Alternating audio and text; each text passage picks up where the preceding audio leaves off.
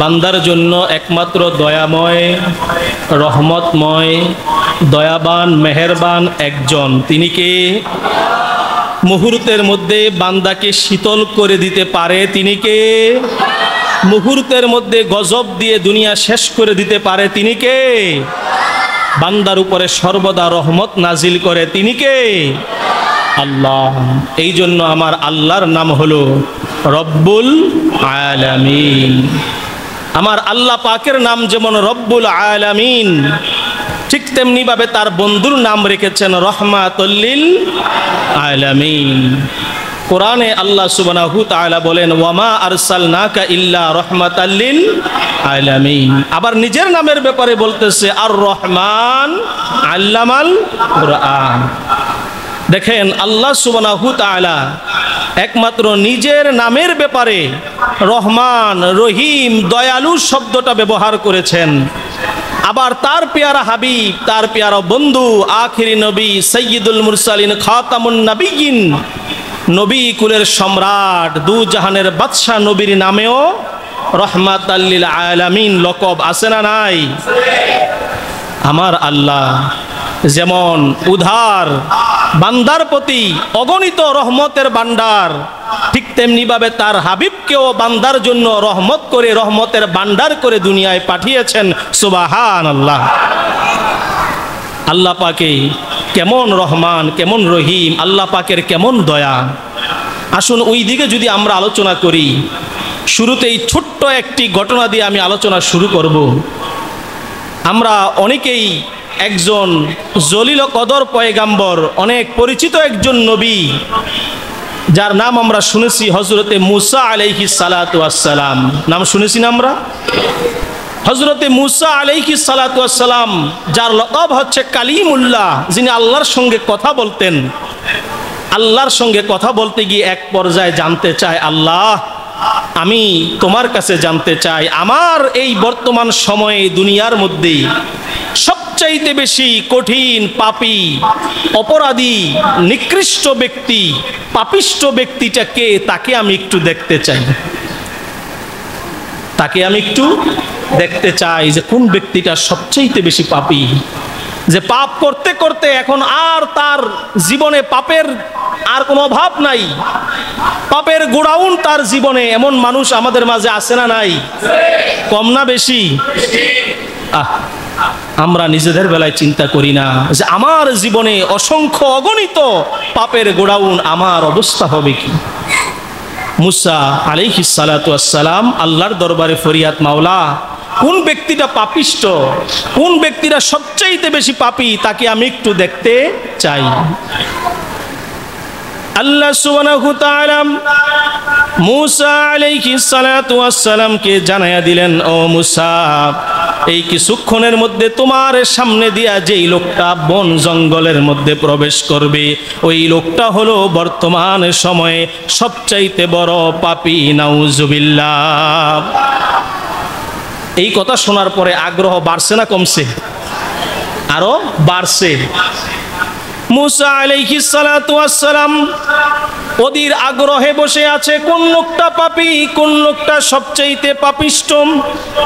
দুনিয়ার মধ্যে যার পাপের এত গোডাউন, পাপের এত বিশাল সমাহার, তার জীবনের পাপ শেষ নাই, লোকটাকে আমি দেখতে চাই, দেখার জন্য অপেক্ষায় আছে।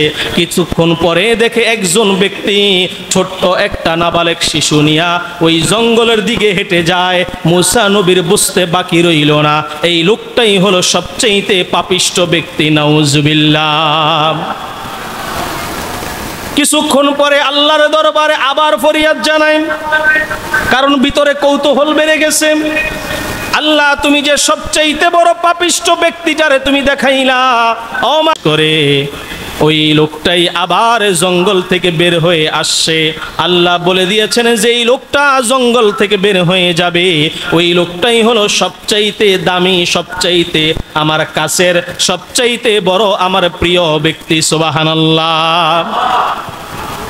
তো যেই লোকটারে কিছুক্ষণ আগে দেখলাম জঙ্গলের ভিতরে গেল, সবচেয়ে পাপিষ্ট, এই লোকটাই আবার কিছুক্ষণের ব্যবধানে আল্লাহর ওলি হয়ে গেল, প্রিয় বান্দা হয়ে গেল। কারণটা কি? কৌতূহল বাড়ছে না কমছে? বাড়ছে।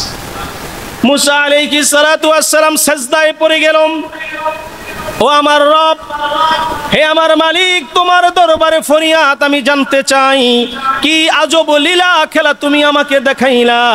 কিছুক্ষণ আগে যেই ব্যক্তি পাপিষ্ট হয়ে জঙ্গলের ভিতরে প্রবেশ করলো, জঙ্গলের ভিতরে এমন কি ইবাদত করলো, এমন কি নামাজ পড়লো, এমন কি রোজা রাখলো, এমন কি দান করলো, এমন কি সাজদা দিল, কিছুক্ষণের মধ্যে ওই ব্যক্তিটাই আবার তোমার প্রিয় হয়ে গেল। আমি জানতে চাই জঙ্গলের ভিতরে তারা কি কথা বলেছে, কি কাজ করেছে।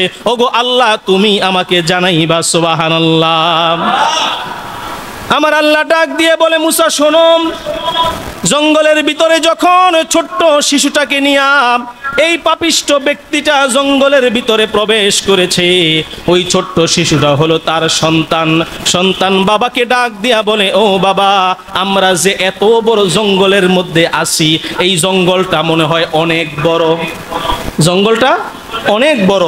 মহাবন অ্যামাজন ছোট না বড়? আমাদের সুন্দরবন ছোট না বড়? বিশাল বড় জঙ্গল। এবার ছেলে জিগায়, বাবা, এই জঙ্গলের চাইতে বড় কিছু আছে নাকি? বাবা উত্তর দেয়, জঙ্গলের চাইতে বড় হলো ওই যে দেখো দূরে দেখা যায় উঁচু উঁচু পাহাড়, এই পাহাড়গুলো জঙ্গলের চাইতে বড়। সুবহানাল্লাহ। এবার সন্তান ডাক দিয়ে বলে, ও আমার বাবা, এই পাহাড়ের চাইতে বড় কিছু আছে নাকি? বাবা ডাক দিয়ে বলে, পাহাড়ের চাইতে বড় হলো সাগর, যেই সাগরের কুল নাই, কিনারা নাই। এই বিশাল বড় বড় সাগর, যেগুলো পাহাড়ের চাইতে হাজার হাজার গুণ বড়, ঠিক কিনা? এবার সন্তান জানতে চায়, ও বাবা, সাগর যদি এত বড় হয়, সাগরের চাইতে বড় কিছু আছে? বাবা ডাক দিয়ে বলে, সাগরের চাইতে বড় হলো উপরে যে আসমান দেখো, সাগর যেতে যেতে কোথাও না কোথাও কুল কিনারা আছে, কোথাও না কোথাও নদীর পার আছে। এক সাইডে না এক সাইডে নদীর পার আমরা খুঁজে পাই, কিন্তু মাথার উপরে যে আসমান, এই আসমানের কোনো কিনারা আজও পর্যন্ত খুঁজে পাই নাই। অতএব সবচাইতে বড় হলো মাথার আসমান। সুবহানাল্লাহ। এবার ছোট্ট নাবালিক শিশু ডাক দিয়ে বলে, ও আমার বাবা, তোমার কাছে ফরিয়াদ, যদি আকাশটা এত বড় হয় যে আকাশের কুল নাই, কিনারা নাই, কোনো মাথা নাই, কোনো পার নাই, তাহলে তোমার কাছে ফরিয়াদ, আকাশের চাইতো বড় কিছু আছে কিনা? তখন বাবা দুই চোখের পানি ফেলে ঝরঝর নয়নে কেঁদে কেঁদে সন্তানকে ডাক দিয়া বলে, ও আমার সন্তান, আকাশের চাইতো বড় হলো আমার আল্লাহর রহমত। সুবহানাল্লাহ। আল্লাহর রহমত ছোট না বড়? ছোট না বড়? আকাশের চাইতো আমার আল্লাহর রহমত বড়, দয়া বড়, মায়া বড়। সন্তান ডাক দিয়ে বলে, ও আমার বাবা, আকাশের চাইতো যদি আল্লাহর দয়া মায়া বড় হয়, তাহলে আল্লাহ কি পারে না এই মুহূর্তে আমাদেরকে মাফ করে দিতে? পারে কি পারে না? আজকে কষ্ট করে গরমে ঘেমে আপনি এখানে বসে আছেন, ঘরে গেলে কি ঠান্ডা লাগতো? ঘরে কি ঠান্ডা? এটা কি এমন যে আল্লাহ শুধু মসজিদেই গরম দিছে? বাহিরে গরম, চায়ের দোকানেও গরম, ঘরের ভিতরেও গরম, রাস্তার মধ্যেও গরম। এরপরও পোড়া কপাল মসজিদে এসে ঈদে মিলাদুন্নবীর এত সুন্দর একটা মাহফিলে বসার সুযোগ হয় না? আছে না নাই? তুমি মনে রেখো, আল্লাহ পাকের দয়া যেমন বড়, আল্লাহর মায়া যেমন বড়, ঠিক তেমনি ভাবে আল্লাহ তাদের উপরে দয়া করে, তাদের উপরে মায়া করে যারা আল্লাহর দয়ার জন্য ভিক্ষা পেতে, হাত পেতে থাকে, ঠিক কিনা? ভিক্ষুকের মতো আপনি আল্লাহর কাছে হাত পাততে হবে। আল্লাহ, আমি তো ভিখারি, আমার মতো ভিখারি, আমার মতো মিসকিন, আমার মতো পাপিষ্ট আর একজনও নাই। আল্লাহ তাআলা তার উপরে দয়া করে, মায়া করে। এই জন্য আমার আল্লাহর নাম রহমান, আমার আল্লাহর নাম রহিম। বাচ্চাকে ডাক দিয়ে বলে, ও আমার সন্তান শোনো, আকাশের চাইতো হাজার হাজার গুণ বড় হলো আমার আল্লাহর দয়া, আল্লাহর মায়া, আল্লাহর রহমত, যেই রহমতের কোনো শেষ নাই, কুল কিনারা নাই। কিয়ামত পর্যন্ত এই রহমত কোনোদিনই শেষ হবে না। সুবহানাল্লাহ। এই রহমত কিয়ামত পর্যন্ত শেষ হবে না। বান্দার উপরে আল্লাহর রহমত অবিরত ঝরতে থাকে। কি বলেন, ঠিক কিনা? নাকি আগে নবী রাসূলদের উপরে ঝরছে? এই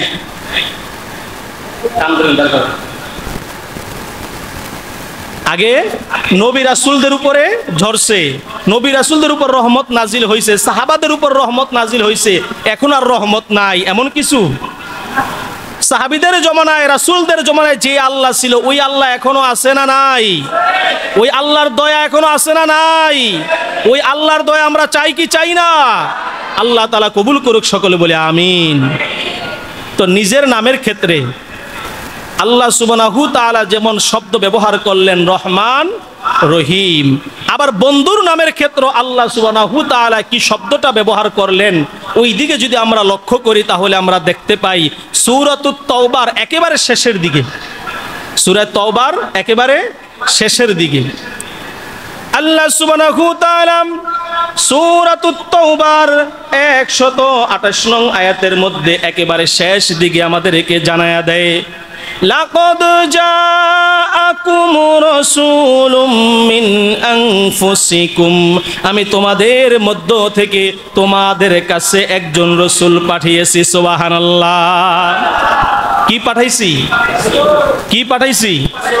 আর আমার দেশের বন্ধুরা বলে নবীজি আমার মতো মানুষ। আল্লাহ কি মানুষ বলছে? আল্লাহ বলছে কি রাসূল। আমি রাসূলের ব্যাপারে আরো দলিল দেই, যেটা গত জুমায়ও আমি বলেছি। আদম আলাইহিস সালাতু ওয়াস সালাম থেকে শুরু করে ঈসা রুহুল্লাহ পর্যন্ত যতগুলো নবী রাসূল আল্লাহ দুনিয়ায় পাঠিয়েছেন, কোন নবীর কালিমার শেষে রাসূল শব্দটা নাই।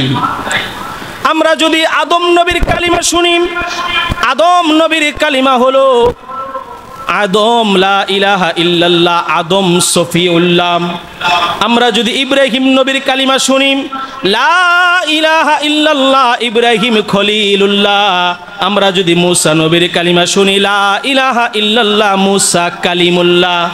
আবার আমরা যদি ঈসা নবীর কালিমা শুনি, লা ইলাহা ইল্লাল্লাহ, ঈসা রুহুল্লাহ। এক জায়গায় আল্লাহ রাসূল শব্দটা ব্যবহার করে নাই, ঠিক কিনা? কিন্তু তারা কি রাসূল না? ঈসা নবীর উপরে কিতাব নাজিল হয়েছে, ইনজিল শরীফ। মুসা নবীর উপরে তাওরাত শরীফ, তারপরে দাউদ আলাইহিস সালামের উপরে জাবুর শরীফ। তো তারা কি রাসূল না? তাদেরকে আল্লাহ রাসূল মনোনীত করেছেন, কিন্তু দুনিয়ার মধ্যে আমার আল্লাহ তাদেরকে লকব দেয় নাই। লকব দিয়েছেন একজনকে, একজনকে, একজনকে, যার নাম হলো লা ইলাহা ইল্লাল্লাহু মুহাম্মাদুর রাসূলুল্লাহ সাল্লাল্লাহু আলাইহি ওয়াসাল্লাম। আমার নবীর নামের শেষে রাসূল শব্দ আছে না নাই? বলেন আছে না নাই? এখানেও আল্লাহ বলতেছে লাকাদ জাআকুম রাসূলুম মিন আনফুসিকুম, আমি তোমাদের মধ্য থেকে একজন রাসূল পাঠিয়েছি। কি পাঠিয়েছি?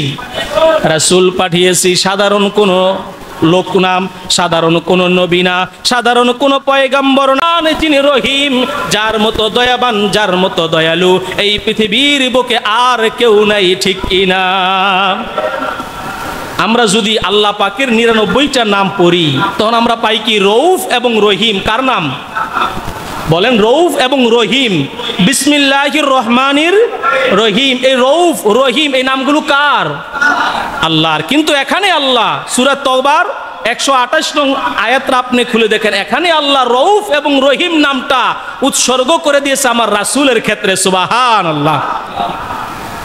আল্লাহ সুবহানাহু ওয়া তাআলা বলে বিল মুমিনিনা রাউফুর রহিম, তিনি হলো মুমিনদের জন্য, তিনি হলো ঈমানদারের জন্য দয়ালু, ঈমানদারের জন্য সবচেয়ে ভালোবাসার পাত্র।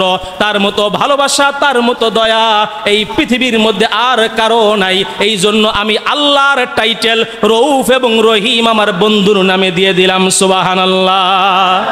রউফ রহিম নামটি তোমার আল্লাহু আল্লাহু, রহিম রহমান নামটি তোমার আল্লাহু আল্লাহু আল্লাহু, কাদির সাত্তার নামটি তোমার আল্লাহু আল্লাহু আল্লাহ। তাহলে আমার আল্লাহ এখানে রউফ এবং রহিম নামটা দিয়েছে আমার রাসূলের ক্ষেত্রে। বিল মুমিনিনা রউফুর রহিম, তিনি হচ্ছে মুমিনদের জন্য, তিনি ভালোবাসার ব্যক্তিদের জন্য, তিনি ইমানদারের জন্য সবচাইতে ভালোবাসার, সবচাইতে রহমান, তিনি রহিম, দয়ালু, তার মতো দয়ালু আর কেউ। এবার আসেন, আল্লাহ যে আমার নবীকে দয়ালু বলল, নবী কেমন দয়ালু আমি লম্বা আলোচনা করব না, অল্প সময়ের মধ্যেই মোনাজাত হয়ে যাবে। শুধু আমার আল্লাহ রহমান রহিম প্রমাণ দিলাম, এবার রাসূল রহমান রহিম প্রমাণ দিয়েই আমরা মিলাদ কিয়াম করে মোনাজাতের দিকে চলে যাব ইনশাআল্লাহ।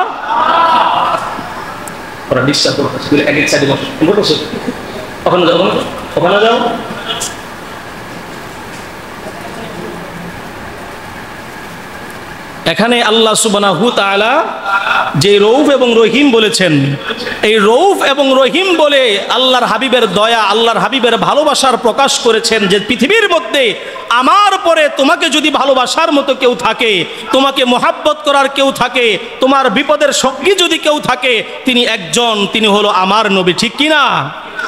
তিনি হলেন আমার নবী, আমার রাসূল, এই একজন ব্যক্তি। আল্লাহর হাবিব কেমন রহিম, কেমন দয়ালু, ছোট্ট একটা উদাহরণ দিয়ে আলোচনা শেষ করে দিব। আপনি আমি নামাজ পড়ি, রোজা রাখি, যাকাত দেই, দান সদকা করি, পরকালে মুক্তি পেয়ে জাহান্নাম থেকে বেঁচে জান্নাতে যাওয়ার জন্য। ঠিক কিনা? আল্লাহর হাবিব সাল্লাল্লাহু আলাইহি সাল্লাম বলেন, তোমরা যেই জাহান্নামকে ভয় পাও, তোমরা যেই জাহান্নামের জন্য নামাজ পড়ো, তোমরা যে জাহান্নামের জন্য আল্লাহর কাছে মাফ চাও, রোজা রাখো, দান সদকা করো, শোনো শোনো, ওই জাহান্নাম থেকে তোমরা নিঃসন্দেহে মাফ পেয়ে যাবে।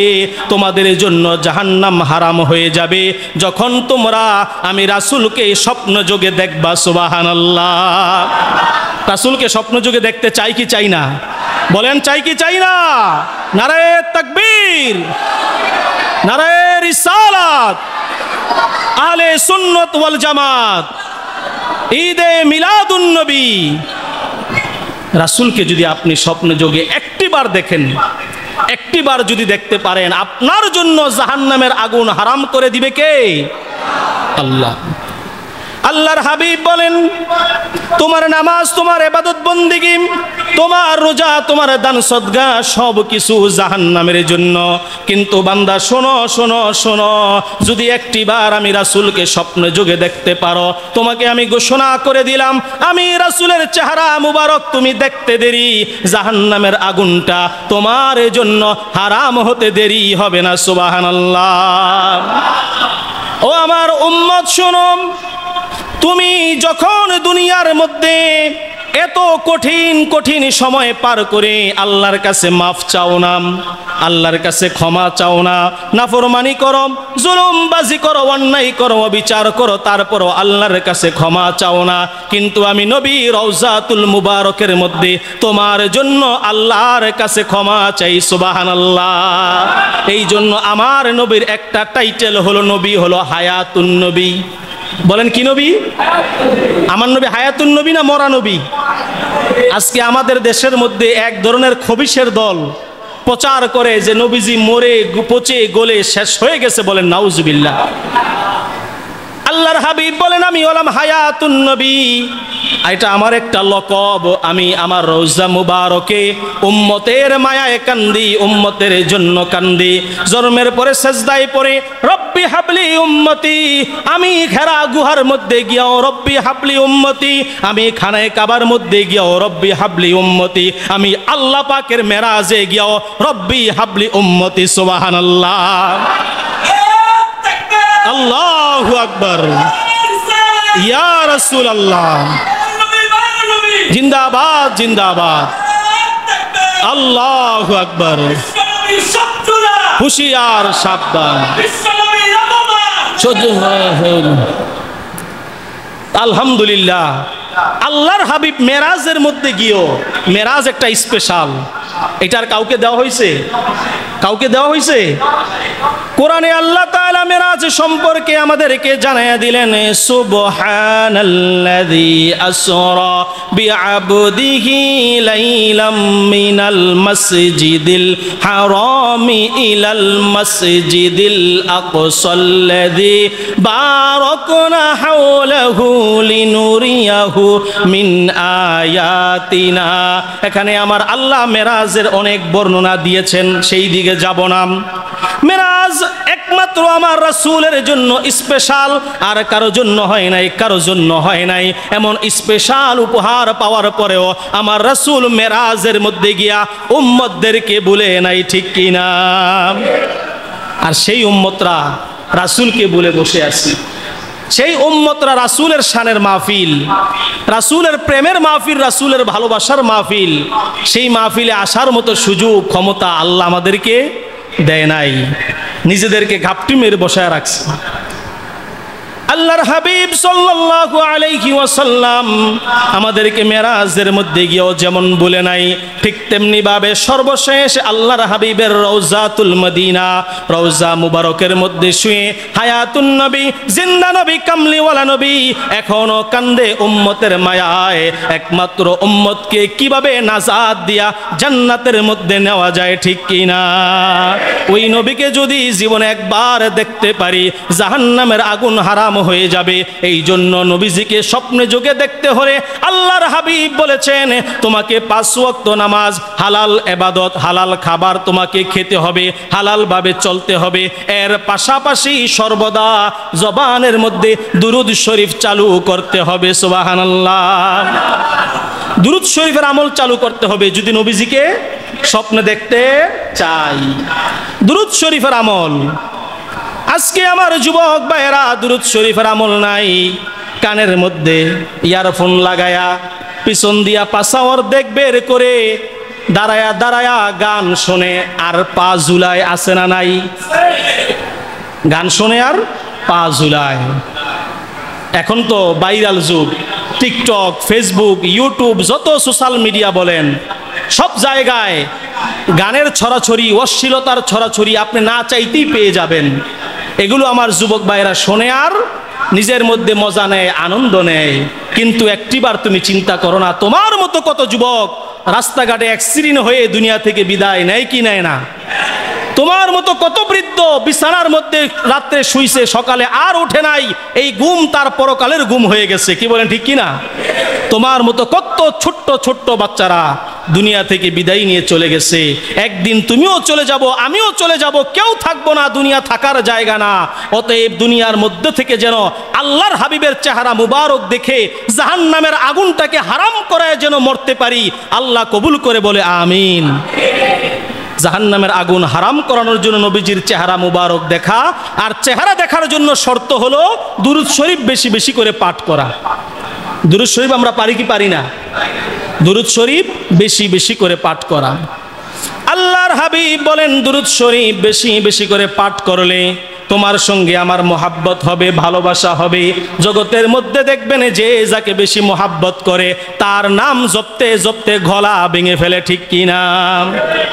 গলা ভেঙে ফেলে তার নাম জপতে জপতে। তাকে আমি ভালোবাসি, মোহাব্বত করি, পছন্দ করি, তার জন্য সব সময় মনটা উজাড় হয়ে থাকে। আর বর্তমান সময়ে তো আমাদের এই ফেসবুক, মোবাইলের মাধ্যমে ছেলে মেয়েদের যেই সম্পর্ক, একজন আরেকজনের জন্য দেওয়ানা, একজন আরেকজনের জন্য পাগল, আছে না নাই? তুমি কার জন্য পাগল হয়ে যাও? তুমি মাটির তৈরি, সেও মাটির তৈরি, কি বলেন ঠিক না? তুমি মাটির তৈরি, সেও মাটির তৈরি। তুমি মাটি হয়ে মাটির জন্য কেন পাগল হবে? তুমি মাটি হয়ে পাগল হবে নূর নবীর জন্য, কি বলেন ঠিক কিনা?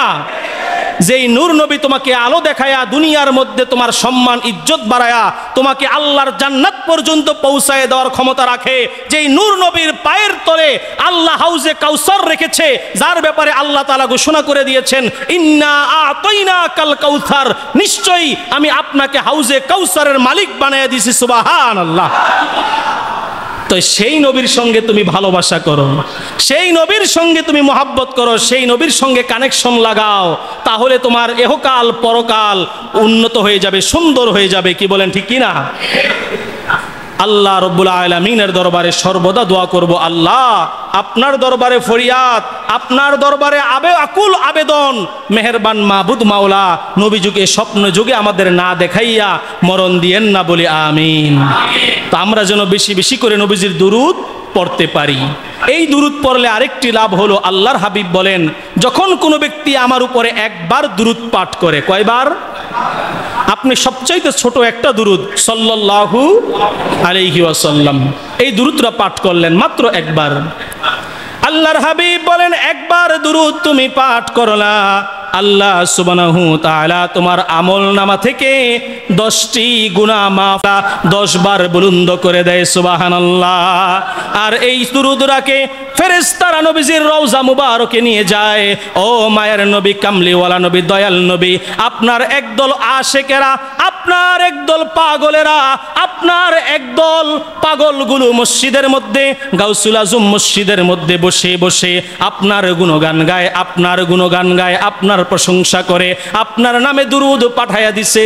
আল্লাহর হাবিব আমাদের দুরূদ গ্রহণ করবে, ঠিক কিনা? কারণ মাথার গাম পায়ে ফেলায়া আপনি নবীর শানে দুরূদ পড়তেছেন।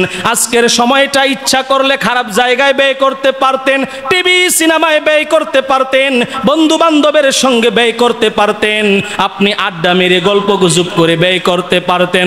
কিন্তু আমার আল্লাহ বলে, না না, একদল আমার নবীর পাগলেরা, নবীর আশেকেরা মাথার গাম পায়ে ফেলে গরমের মধ্যে বসে বসে নবীর প্রেমে, নবীর ভালোবাসায় তারা মসজিদের মধ্যে বসে আছে। আল্লাহর হাবিবের দরবারে দুরূদ যাইতে দেরি, কবুল হতে দেরি হবে না, ঠিক কিনা? এখানে আমরা বসে আছি একমাত্র আল্লাহ এবং তার রাসূলের ভালোবাসার জন্য, কি বলেন, ঠিক কিনা? অন্য কোনো উদ্দেশ্য আছে? টাকা পয়সা দিবে, তাবারক দিবে, আছে, তাবারক আছে, কিন্তু আমরা তাবারকের আশায় না। তাবারক দেওয়া একটা সুন্নত, বলেন তাবারক দেওয়া কি সুন্নত? আজকে তাবারককে আমরা খাবার মনে করি।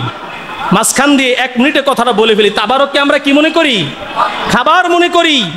যেদিন থেকে বাংলার মুসলমান তাবারককে সাধারণ খাবার মনে করছে, ওই দিন থেকেই তাবারকের বরকত নষ্ট হয়ে গেছে, কি বলেন, ঠিক কিনা?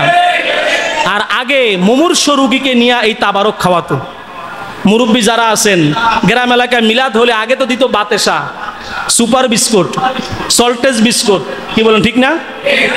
এইরকম এখনকার সময়ের মতো বিরিয়ানির প্যাকেট, খিচুড়ির প্লেট, তারপরে জর্দা, আপনার মিষ্টি, নিমকি, এগুলো তো ছিল না। ছিল বাতাসার সুপার গ্লু বিস্কুট, 1টা 2টা করে দিত। একটু ভেঙে বিসমিল্লাহ বলে নিজে খাইতো, একটু বাড়িতে রুগীরে নিয়ে খাওয়াইতো। ছোট্ট একটা বাচ্চা থাকলে তারে খাওয়াই দিত, আল্লাহ মিলাদের তাবারক খাওয়াই দিলাম, আমার নাতিটার জেন শক্তি বাড়াইয়া দিও, কি বলেন, ঠিক কিনা? আর এখন তাবারকের বানাই নিছি কি পেট চুক্তি, যে পেট না ভরা পর্যন্ত উঠবো না। এই জন্য আমি নাম দেই যে সব বক্তার পরে আরেক বক্তা আছে, যেই বক্তার নাম হলো তাবারক শাহ। বক্তার নাম কি? তাবারক শাহ।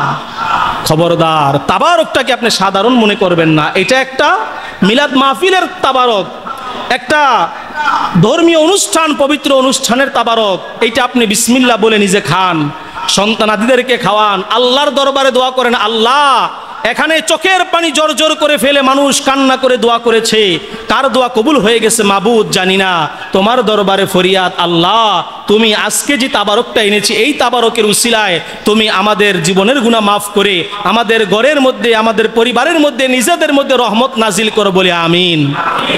তো আমরা এখানে তাবারকের জন্য বসে নাই, কেউ টাকা পয়সাও দিবে না। এখন যেহেতু আওয়ামী লীগ সরকার চলে গেছে, নতুন করে অন্যান্য দল আসতেছে, তারা কি কোনো টাকা পয়সা দিবে? কেউ দিবে না। এখানে আমাদের বসে থাকার একটাই উদ্দেশ্য, আল্লাহ এবং আল্লাহর হাবিবের ভালোবাসা, কি বলেন, ঠিক কিনা? আল্লাহ এবং আল্লাহর হাবিবের ভালোবাসা, আল্লাহ এবং আল্লাহর হাবিবের মোহাব্বত, রেজামন্দি হাসিল করা, এটাই হচ্ছে আমাদের উদ্দেশ্য।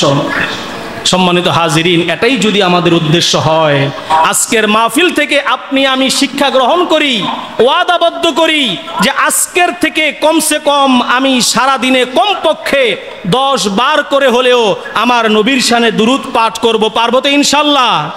পারবো তো ইনশাল্লাহ? 10 বার দুরূদ শরীফ কঠিন কিছু না। আপনি 5 ওয়াক্ত নামাজ পড়েন, 5 ওয়াক্ত নামাজে 2 বার করে দুরূদ শরীফ পড়লেও তো 10 বার দুরূদ শরীফ হয়ে যায়।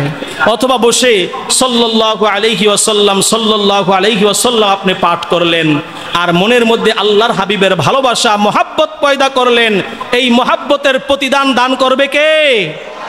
আল্লাহ। মহাব্বতের প্রতিদান আল্লাহ কেমন দান করে?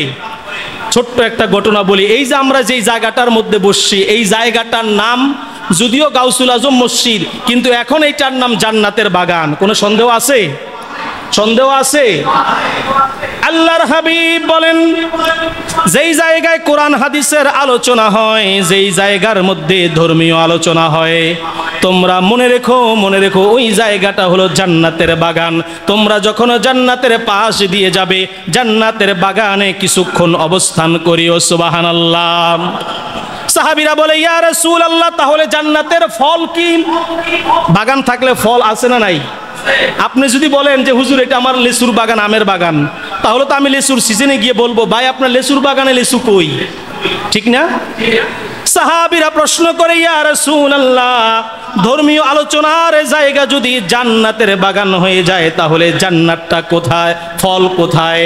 আল্লাহর হাবিব বলেন, এই জান্নাতের বাগানের মধ্যে যেই ধর্মীয় আমলগুলো দেওয়া হবে, ধর্মীয় কাজগুলো দেওয়া হবে, এই কাজগুলো হলো ফল। এই কাজগুলো সঠিকভাবে যখন তোমরা ব্যবহার করবে, তোমাদেরকে আল্লাহ পরকালে দিবে ফলাফল। সুবহানাল্লাহ। আপনি নামাজের ওয়াজ শুনছেন, নামাজ ধরেন। রোজার ওয়াজ শুনছেন, রোজা ধরেন। মা বাবার খেজমতের ওয়াজ শুনছেন, খেজমত করেন। হালাল হারামের ওয়াজ শুনছেন, হালাল হারাম যাচাই বাছাই করে চলেন। এইটা হলো ফল। আর এই ফলাফল আমাদেরকে দান করবে পরকালে কে? আল্লাহ। দুনিয়ার মধ্যে জান্নাতের বাগান আপনি আমি বিশ্বাস করতে চাই না, আজকে বাস্তব প্রমাণ দিয়ে যাই। দুনিয়ার মধ্যে এখনো একটা জান্নাত আছে, যেই জান্নাতের নাম হলো রিয়াজুল জান্নাত। আছে না নাই? আছে না নাই? রিয়াজুল জান্নাত। আর রিয়াজুল জান্নাতের পাশেই হলো জান্নাতুল বাকি, যে জান্নাতুল বাকিতে মা ফাতেমাতুজ জোহরা, ইমাম হাসান, হযরত ওসমান গনি সহ অসংখ্য হাজার হাজার সাহাবীরা শায়িত। এই জন্য কবরস্থানের নামটা আমার নবীজি দিয়েছেন জান্নাতুল বাকি। সুবহানাল্লাহ। ওই কবরস্থানের নাম কি? জান্নাতুল বাকি। আর নবীজির রওজা মুবারকের পাশে একটি ছোট্ট জায়গা, এই জায়গার নাম হলো রিয়াজুল জান্নাত। এই আমাদের মসজিদটার মতো সমান এতটুকু জায়গা, বা একটু বড় হতে পারে। এই রিয়াজুল জান্নাত ছিল না, এইটা ছিল সাধারণ একটা জায়গা। যেমন আমাদের মসজিদটা আজ থেকে 20 বছর আগে এখানে মসজিদ ছিল না, ছিল একটা সাধারণ জায়গা। এখন যখন মসজিদ হলো, এখানে নামাজ হয়, ওয়াজ মাহফিল হয়, এখান থেকে তাওহীদের বাণী, রিসালাতের বাণী ছড়ায়, এখান থেকে মানুষ আল্লাহওয়ালা হয়ে যায়। এখন এই জায়গার দাম কম না বেশি? বেশি। রিয়াজুল জান্নাত ছিল না। ছোট্ট করে ঘটনাটা বলে দেই। আল্লাহর হাবিব হিজরত করে যখন মদিনাতুল মুনাওয়ারায় গেলেন, এইটা বলার উদ্দেশ্য হলো প্রেম কেমন, নবীর সঙ্গে প্রেম আপনি কেমন করবেন। মদিনায় যাওয়ার পরে যখন মসজিদে নববী নির্মাণ করা হলো, মসজিদে নববীর পাশে আল্লাহর হাবিবের হুজরা মুবারক। এই হুজরা মুবারক আর মসজিদে নববীর মাঝখানের জায়গাটার নাম হলো রিয়াজুল জান্নাত। সুবহানাল্লাহ। যেখানে থাকা মানে জান্নাতের মধ্যে থাকা, যেখানে গিয়ে আপনি যেই দোয়া করবেন ওই দোয়াটাই আল্লাহ কবুল করে নিবে। সুবহানাল্লাহ। কোনো সন্দেহ নাই, ডাইরেক্ট কবুল। দুনিয়ার মধ্যে এটা জান্নাত।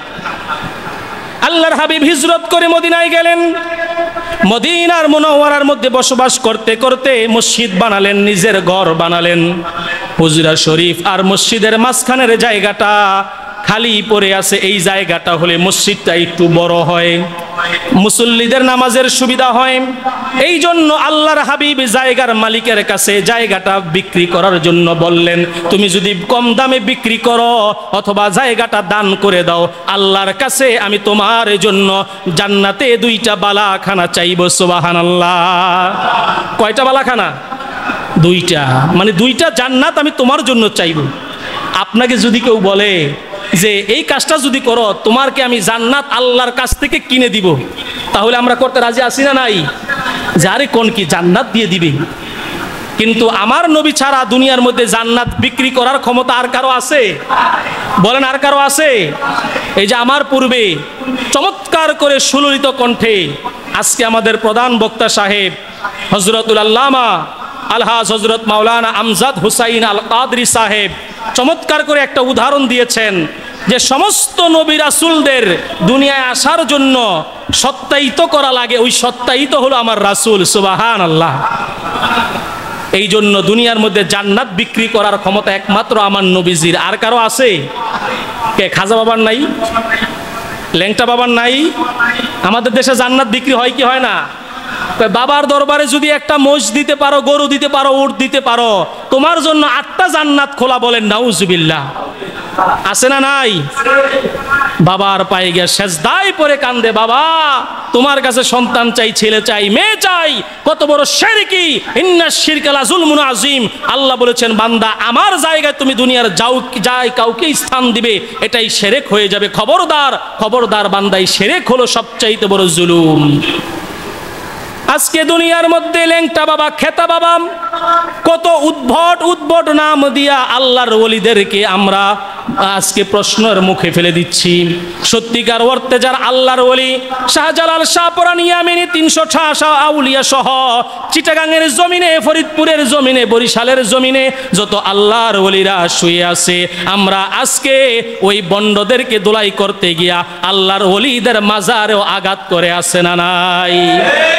তুমি বন্ড, জুয়ারি, গানজুটি, মৌদুদি তাদেরকে প্রতারিত করতে গিয়া আল্লাহর ওলিদের মাজারে কেন তুমি আঘাত করো?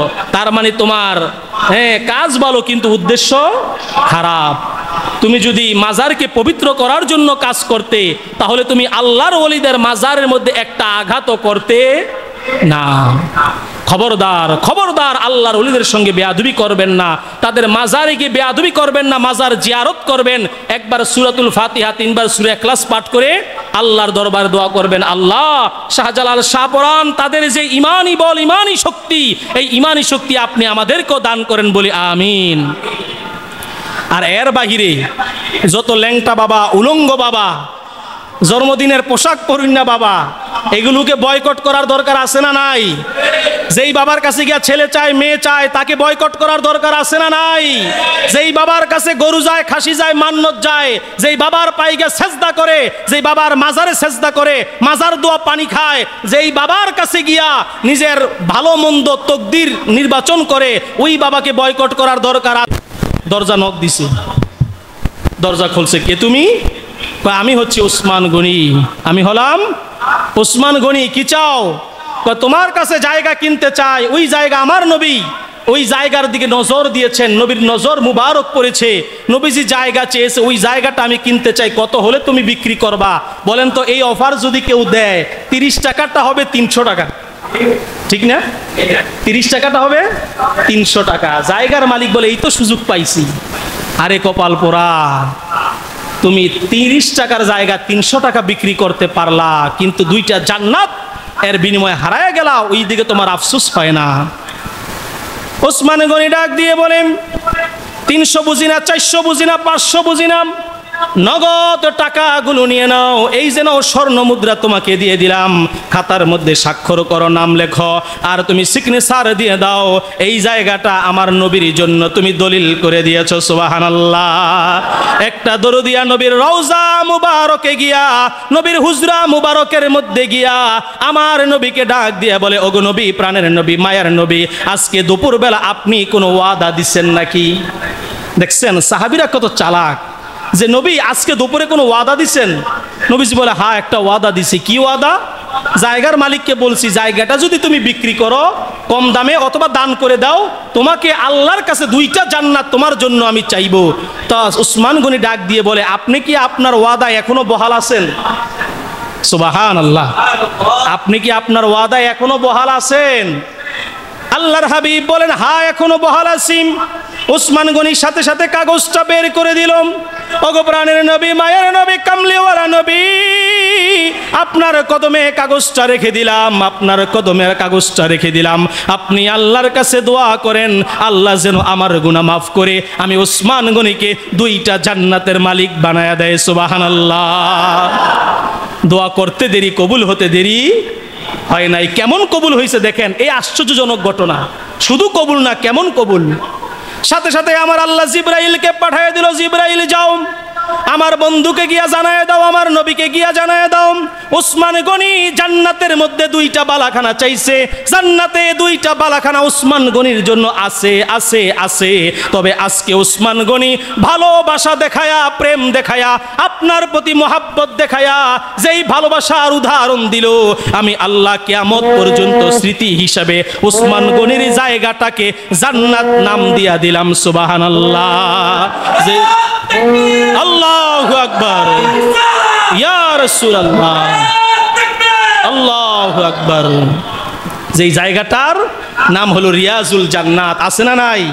হাজী সাহেবরা হজ করতে গেলে নবীজির রওজা মুবারকে জিয়ারত করেই কতক্ষণে রিয়াজুল জান্নাতে যাবে। হুজুর তাড়াতাড়ি রিয়াজুল জান্নাতে কখন যাব, জলদি যাওয়ার ব্যবস্থা করে দেন।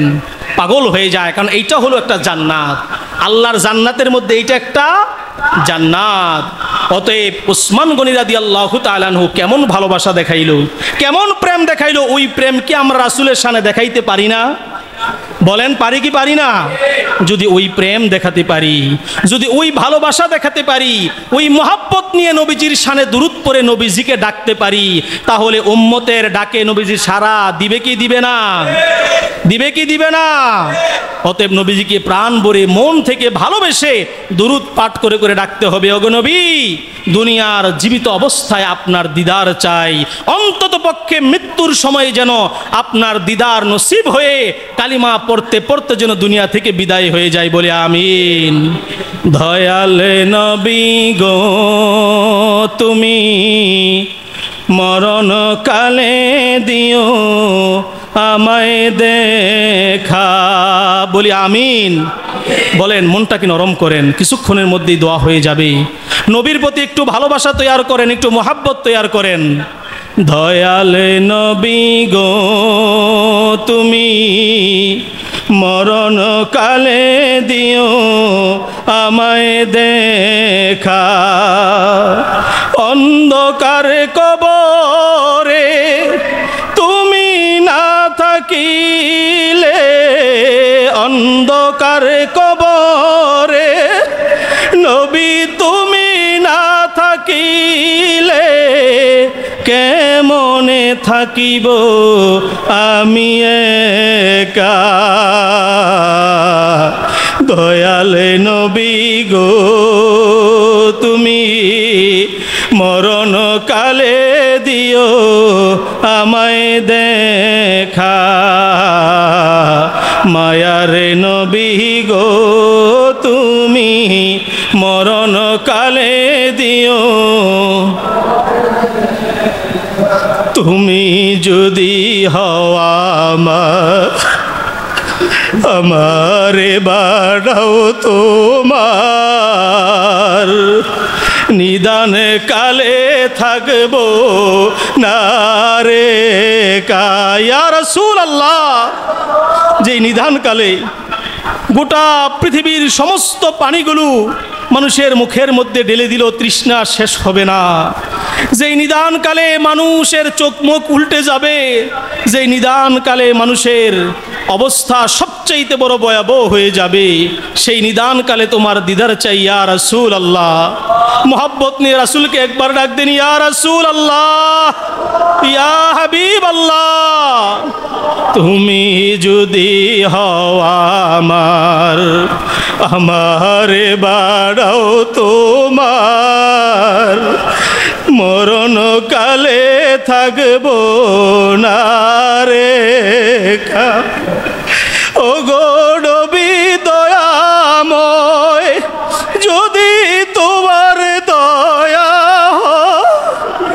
ও গো নবী দয়াময়, যদি তোমার দয়া হয়, মরণেতে দিও আমায় দেখা, মায়ার নবী গো তুমি মরণ কালে দিও আমায় দেখা, দয়াল নবী গো তুমি মরণ কালে দিও। তুমি রহমতের নদিয়া সাইয়্যিদুল আম্বিয়া রহমতের নবিয়া সাইয়্যিদুল আম্বিয়া এই পাপীকে দিও একবার দেখা এই পাপীকে দিও একবার দেখা দয়াল নবী গো তুমি মরণ কালে দিও আমায় দেখা বলি আমিন ইয়া রাসূলুল্লাহ আপনি কবুল করে নেন বলি আমিন ইয়া আল্লাহ আপনি কবুল করে নেন বলি আমিন আল্লাহ নিদানকালে আর কিছুই চাই না আমার পেয়ারা নবী মায়ার নবী হায়াতুন নবী কামলিওয়ালা নবীজির নুরানি চেহারা মুবারক দেখে দেখে নবীজির বিশ্বজয়ী কালিমা পড়তে পড়তে যেন আমাদের মৃত্যু হয়ে যায় বলে আমিন ভাইরা আমার আসুন সেই নবীর মহাব্বতে ভালোবাসায় নবীজিকে দাঁড়িয়ে একটু সালাম জানাই ইয়া নাযাবান্নার আসমানের মালিক জমিনের মালিক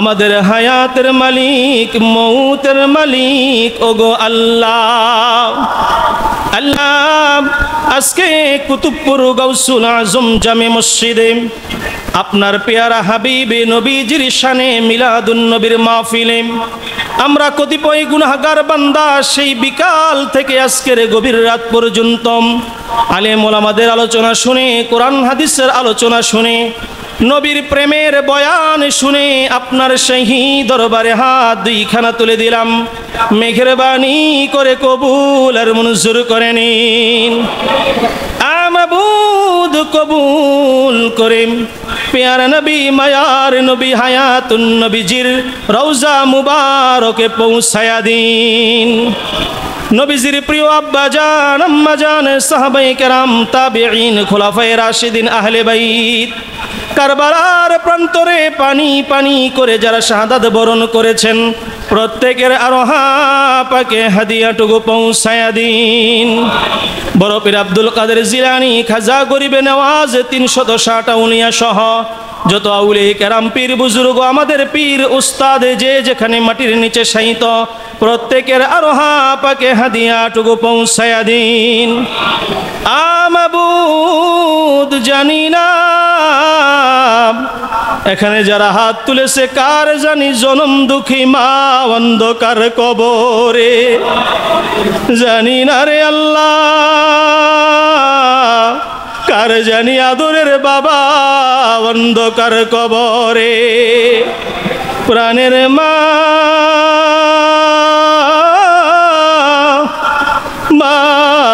গো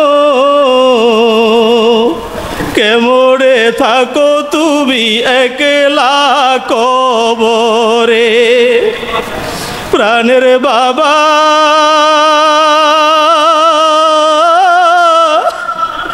বাবা গো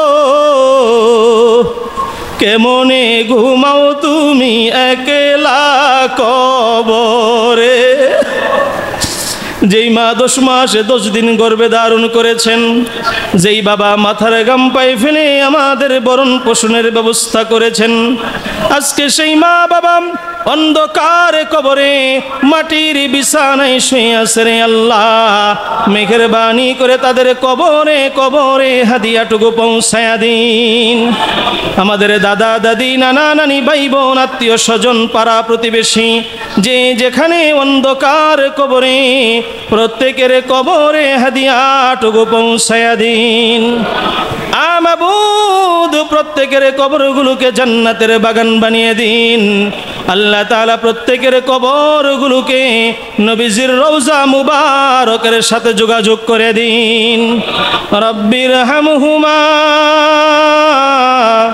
কামা রব্বায়ানি সগীরা জবান খুলে সকলেই পড়ুন ওয়াকুর রব্বির হামহুমা কামা রব্বায়ানি সগীরা আল্লাহ তাআলা আমরা গুনাহগার, আপনি রহমান, আপনি রহিম, আপনি ক্ষমাশীল, আপনি মেহেরবান।